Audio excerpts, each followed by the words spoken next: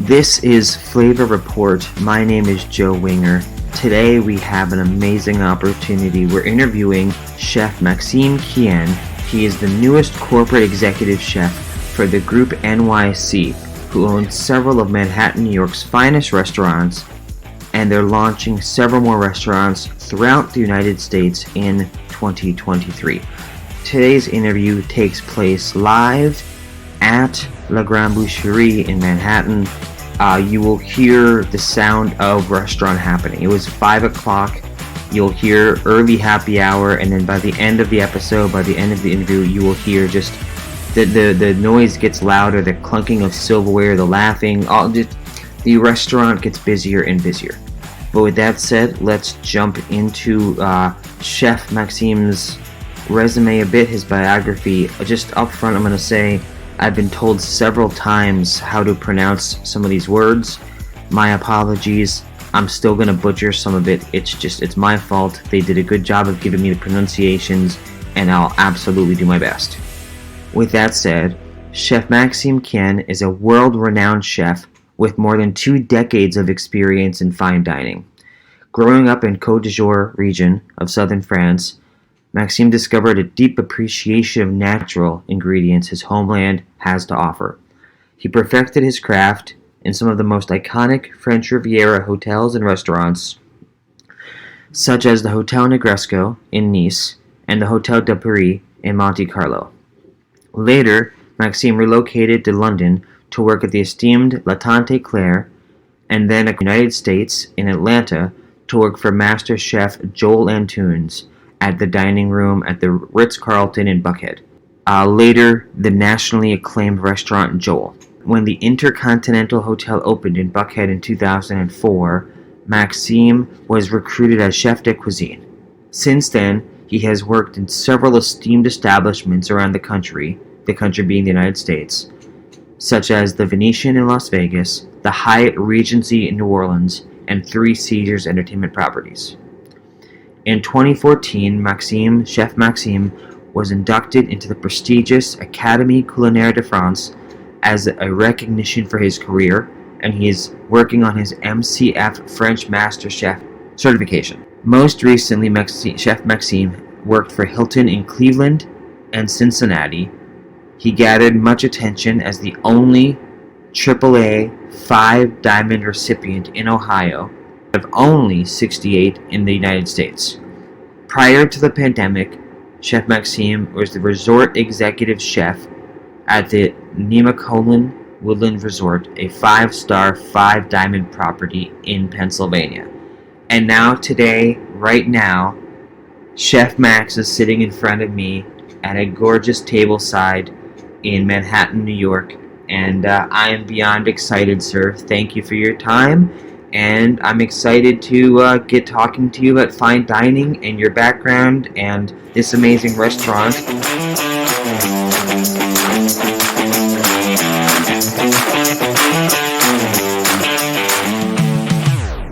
Work with a lot of winemakers, and I feel like there's some similarities as far as making wines and food, and obviously similar culinary and lifestyle. And I just always find that people who have confidence in their first set of skills, they find parallels and metaphors in others. And so I think how you control a kitchen perhaps, or how you communicate, comes across in media as well, that confidence. Well, it's a learning because when you start in the kitchen, you only see what's in front of you. It's like you don't have a good grasp of everything that's going on around you, because you start as a prep cook, so as a line cook, and you just work one station. You work, like most of the time you work with garde-manger, cold stuff, because you don't have the speed, you don't have the confidence, you don't have the knife skills, so you have to work and build on that to be able to grow the ladder, and then after you work like odd abs and after the grill and saute, and once you're able to master all your stations, that's when you become a sous chef, and after you go from sous chef to chef and executive chef, and so it takes a while to build all of that. It takes a while. It's interesting. Speaking of taking a while, let's go way back. You have generational experience in a kitchen because of your grandparents. Well, my dad was a professional chef in south of France, in Monaco. all my grandparents, both my grandmothers and my grandfathers were great cooks. And I had actually one of my great-grandfather was a professional cook in Paris in a place called Les Halles, which was an open-air market that was very famous in late 1800s, early 1900s. And he worked over there. So it's like there was a very famous French brasserie open over there. It used to be called Au Pied de Cochon. And the story behind that is that the gentleman that opened that place wanted to have a place where all the chefs could meet, because there was the open air market that was right next to it. So you had a mix of late night partiers that would go out and party, and they wanted a place to be able to go eat and drink all night long. And you had a place for all the people that worked until late that wanted to go to a place where they could go and eat something before they went home. Then you had a place where the chefs that they had to go to the market at 4 o'clock in the morning to be able to pick the poultry and the rabbits and the quails and all the fish coming from Brittany on a daily routine to pick everything they wanted. And they would do that at 4 o'clock, but after they needed a place to go for breakfast. So they opened Au Pied de Cochon and it's open 24 hours a day. It's always been a mix of people from the showbiz, like singers and actors, and people that that have to get up at 3 o'clock in the morning to go to the market and they want a place to have something to eat. So it's What a host of characters.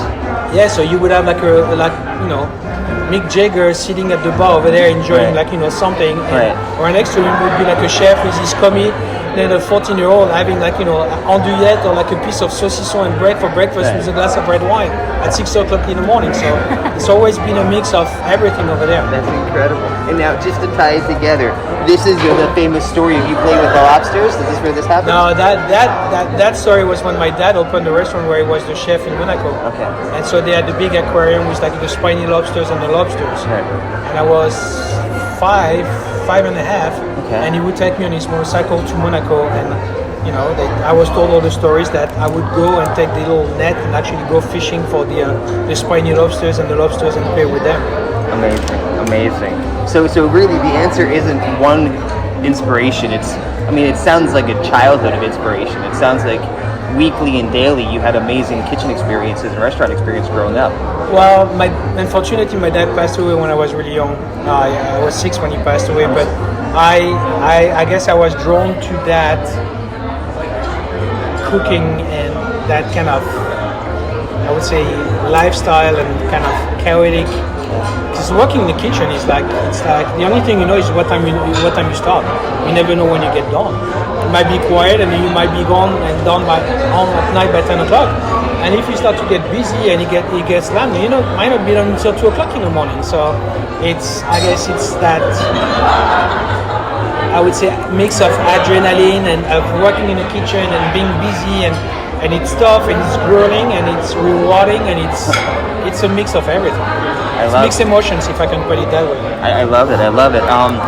We hear so often, I'm not sure if it's a cliche, but the different characters that take place in a kitchen, and it sounds like you've had similar experiences as far as the personalities go in a restaurant.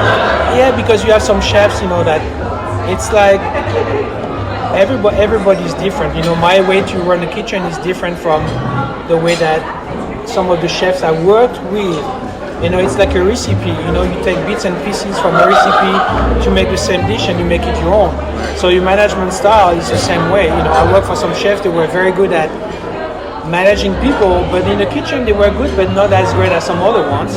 And some of them, you would give them a potato and a couple of items, and they would be geniuses at creating dishes, but they were not the best at managing people. So you have to make your own. You pick bits and pieces from all your experiences, and then after you create your own style. It goes the same thing for the food. Especially based on the fact that you graduated culinary school so early on, the idea of education, book education versus hands-on. I was hoping you'd expand on that a little bit. Well, how can I put that? Sometimes it's hard to look at the new generation of chefs and being able to understand exactly what they're trying to achieve.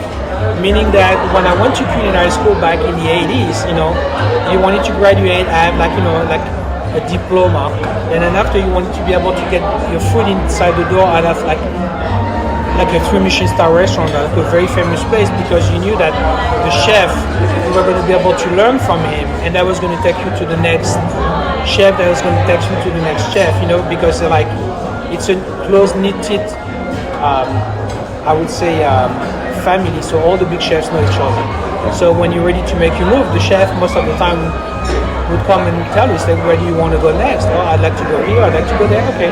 He would make a call and say, hey, it's another 3 Michelin star, another big chef, and say, hey, I've got a chef, a cook that wants to come and work for you. Let me know when you have an opening.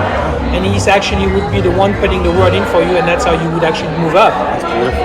Now, unfortunately, the way that some of the cooking TV shows have been happening on TV, they actually gave a vision of what it is to be a chef completely different to the truth. So now you have cooks, they go to very famous, very expensive culinary school. They spend a huge amount of money to graduate, and then after 2 years of education, they expect to find position of being executive chef, having very expensive Japanese knife, being called chef, making over 6 figures and wearing Egyptian cotton jackets with their name embroidered on them, but they don't have the basics. They're trying to, I would say, they're trying to learn before they can walk. I see. So I would say the biggest difference with my generation is like you went through all the processes. You didn't try to burn the steps before you actually tried to be a chef. You had to be a good line cook before you tried to become like chef de partie, and the good chef de partie before you became a sous chef, and then after a good sous chef before you became an executive chef. So that's the main difference with that now. Sounds like truly almost rites of passage, if you will. Yeah, almost like an army style, like you have to graduate through the ranks to be able to go up the ladder. I love that. Kitchen is the same way, or at least it used to be. Thinking about the idea of how some people are, let's say they have higher aspirations too quick, is there one major thing that so many students, is there a common mistake they make when they get in the kitchen? You try to go too fast. Too fast. Take your time. Yeah. Find a chef that you feel like, and I mean, New York is, very, very lucky for that, because you got so many great chefs, You're going to talk about, the Daniel Boulud, the Eric Ripper, all those great chefs that, that brought the New York culinary scene to the next level. I mean, Daniel Boulud has been here for 30 years now, and being able to work for those chefs, they're the one that are going to put you on the spotlight. So go work for him, write everything down, taste everything, take pictures. I mean, when I started, we didn't have cell phones to take pictures, so it was whatever we could remember and whatever we could write down. Now you reach the point where you can actually almost take your phone and record or take a video of a chef doing the dish, and then after you can, write it down.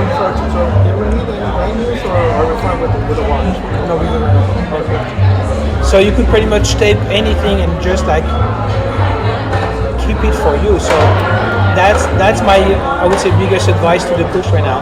Find a chef, find your niche, go work for him 2 years, 3 years, 4 years.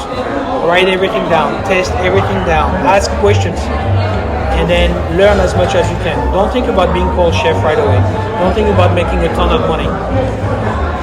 Learn as much as you can, then after you start to think about your next step. But take your time. I love that. And just as a quick side note to that, if you could choose between going to culinary school or at zero, walking into a kitchen and learning, school still the best first option, or walking in at zero? Well,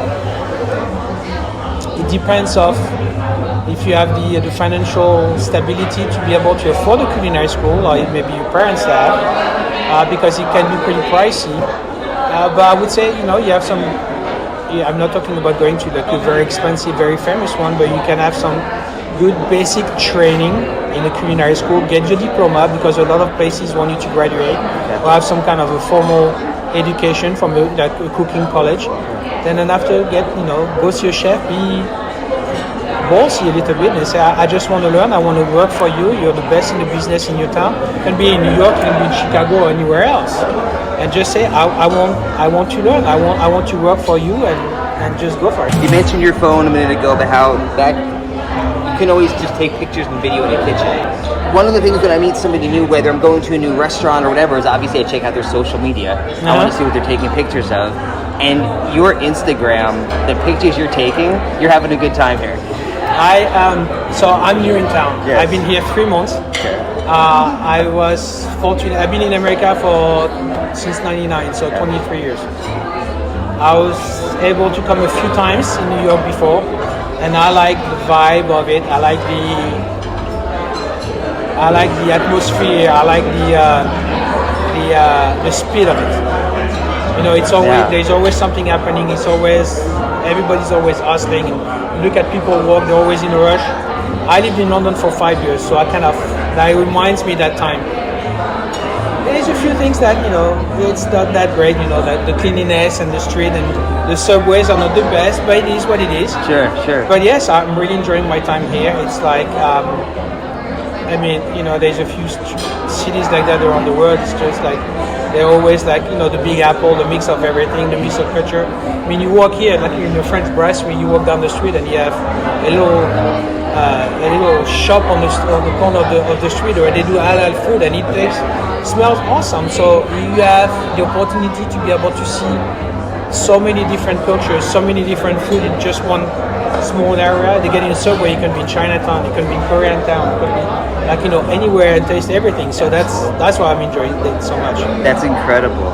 So hearing that, maybe it's a preconception, a misconception, or even just a beautiful surprise. What's been your biggest surprise about the Manhattan dining scene? I don't know. When you walked in, what were you expecting? When you From first where? arrived? From la Grande Boucherie, or from the company, or from the New York in Just general? the city itself. When you came in, knowing what were you expecting New York City to be from a food scene? To me, living in New York is expensive, but eating in New York is even more expensive than what I thought it was going to be. And you know, you have some places where, you know, it's south of France, that's expectation, and it's the French Riviera, in Monaco. But I have to say that I was really shocked by the prices of everything in New York. It's pretty, can be really expensive. And by yourself, it's expensive. So just imagine going out for dinner with a family of 4. It can be really crazy. My guilty pleasure is oysters, and so when I got here and saw amazing oyster happy hours almost on every corner, I was in heaven. And I'm curious, from a local point of view, with your palate, when you think of New York, what flavors do you think of? Can be everything and anything. It's like, you know, you can walk home and pass, you know, and walk by a little Korean restaurant, and the aroma is going to take you, and you're like, no, I need to try that. Or you can pass, you know, that little halal stand over there, and the guy is just doing his gyros and everything, and you're like, I need to try that for lunch. And you mentioned social media. You open something, and it's like, you know, like that new restaurant that opened down by the offices, and they do that beautiful sandwich, and you're like, oh, I need to do that. They do the focaccia fresh every day, and they slice the prosciutto and the pastrami, and they do all of that, and you're like, I need to go and try that. So it's not expectation. It's like, you know, being lucky to be able to have access to so many different kind of food. Somebody that's going to be living like in, and I'm not trying to be mean, but like, you know, like I would say in the middle of Kansas, or in the middle of, like, you know, Idaho, is not going to be able to experience all of that vibe, all that food scene. This really is an amazing town as far as food scene goes. I've only been to France twice, and so I guess because of your global experience, do you feel New York is more than top 10? Is it top 5, top 3 food scenes in the world? Where would you rank New York? I think everything is changing all the time. You know, it's like, you know, France for a long time was like, you know, the culinary center of the world, and I'm sure that some of my French colleagues and French chefs, you know, might not agree with what I'm going to say, but it's like, it's a mix of everything. It's, you know, something is going to be like, you know, Spain came up and Fernaderia, and then molecular food, and everything was like, you know, a lot of tapas and a lot of influences and everything. Then, you know, Asian food has always been there, you know, even if a lot of Asian chefs right now, especially in Japan, they actually went to Europe and trained in like famous French chefs for the techniques And then after they took these techniques and used that to develop the culinary scene in Japan. Robuchon was over there, Paul Bocuse was over there. All these famous chefs opened over there, Bangkok, Singapore, Hong Kong, and being able to use the French technique and mix it with some flavors from their own country. But I mean, New York is, to me, I would easily put it into the top 10 destination in the world, easily. In your other interviews, you talked about plating a bit, and I'm just a fan of plating. I like the aesthetics of it. You're talking about how the more simple the plating, the better. When you see an overly complicated plate, where was that error made? To me, the simpler the food on the plate, the harder it is to make. And the reason being that the food that we see in some restaurants right now is overcomplicated. You're gonna have too many ingredients, couple of mixings of flavors and sauces and garnishes. No, try to stay true to what you're trying to achieve. Meaning that, let's say you're doing a scallop. Well, cook the scallop properly, season it properly. Don't try to hide the flavor of the scallops with something which is going to be overpowering, and then you're going to be left eating something and not being able to recognize what you have in front of you, not being able to look at it and say, oh, what is that, or what is that? And so, cooking fish is, everybody's think, oh, cooking fish is easy. No, it's actually really technical, because the second you overcook it, the fish is raw. So it's being able to take something like a nice product, season it properly, should it be a piece of salmon or a scallop, season it properly, cook it properly, and make it the star of the dish, which is something that is going to complement it, a nice sauce, as simple as that. That's at least what we try to achieve here. I love that. Not try to be too complicated. Another thing you said is local ingredients, seasonal flavors. And I'm curious how you're reflecting that in this new menu, in the vision. Well, with the volume that we do, we have the restaurant. The number one booked restaurant in New York is this place. It's Grande Boucherie. I think we're top 5, if I'm correct, in USA as far as the business that we do. Amazing. Here. So with the volume that we do, there is some items that I will not put a tomato salad in the midst of December, even if tomatoes, you can find them all the time. I want to make sure that I follow the seasons and follow nature. So tomatoes will come for summer. Spring, you're gonna have a spring vibe, and trying to stay true to the roots and try to stay root to seasonal things. I wouldn't put root vegetable gratin in the midst of summer, because that's something that you serve with venison in fall and winter. Mushroom season is mushroom season. Don't try to do things that are out of season because the product is not going to be the best. So if the product is not good, I don't want to serve it. I'd rather not put something on the menu. And speaking of the viewpoint of the restaurant, the whole company is evolving quite a bit. And you said when you first walked in that you've only been here a few weeks, but you're obviously here for that evolution. Tell me a bit about the vision of the future. What's the company going to look like? Well, the company started about 11 years ago with the vision of Emile Stefkoff, the owner. And he opened the first restaurant in the company was All You and Pure, which is in the West Village. That was the first baby. And the company grew pretty quickly after that. And then after you had Boucherie West Village and La Petite Boucherie, and after they had Boucherie on Park Avenue. And so the company, I would say, almost quadrupled its size within a few years. Amazing. Then Grande Boucherie came. Of course, because of COVID, everything was kind of touch and go and hiatus. But it's like I said, it's very, very successful. The most booked restaurant all over New York City. Incredible. And then now with the addition and following the vision of Emile, we have a few projects coming up. We have Miami and Washington DC and Chicago. So we're gonna add another 8 restaurants on the portfolio within the next.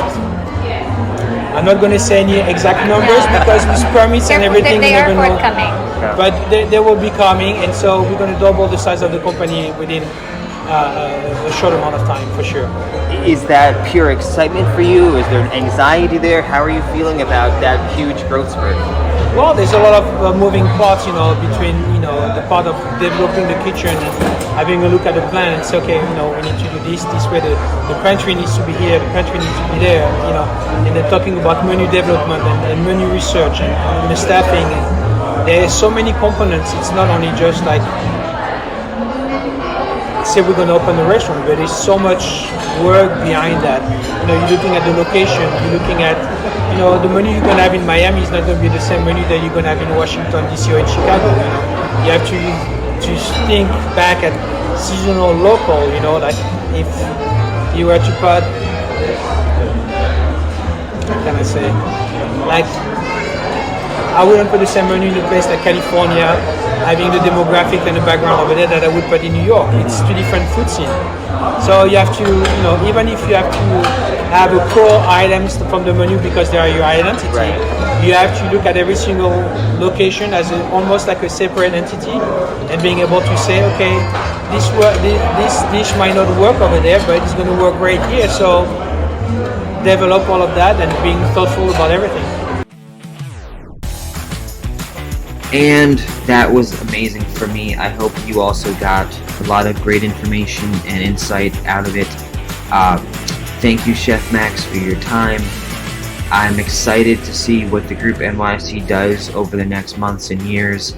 That was just, for me, it was an inspirational and very insightful conversation about culinary, about the New York dining scene, and about what the Group NYC is up to next. So thank you for listening, thank you for your time, and Chef Max, thank you so much. Have a great night.